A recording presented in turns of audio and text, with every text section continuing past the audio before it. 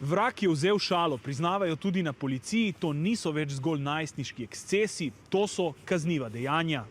Povzročitev splošne nevarnosti se v Sloveniji lahko kaznuje z zaporom do 5 let. V policiji smo s celotnim tem dogajanjem seznanjeni, tudi za ta konkretni primer na Markovcu. Policisti so bili tudi na kraju, vendar so se mladostniki tokrat razbežali.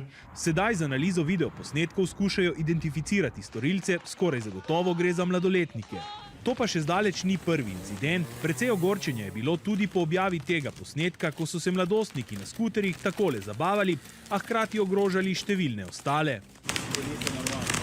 Vse skupaj pa se je zaključilo s petardami v smetnjakih, ki so zagoreli. Preko 20 tisoč evrov je samo škode na letni bazi povzročeno iz strani mladostnikov. Kot kaže, so na obali težave s pirotehniko še posebej pereče. Samo koprski policisti so med prazniki zasegli kar 1000 pirotehničnih sredstev.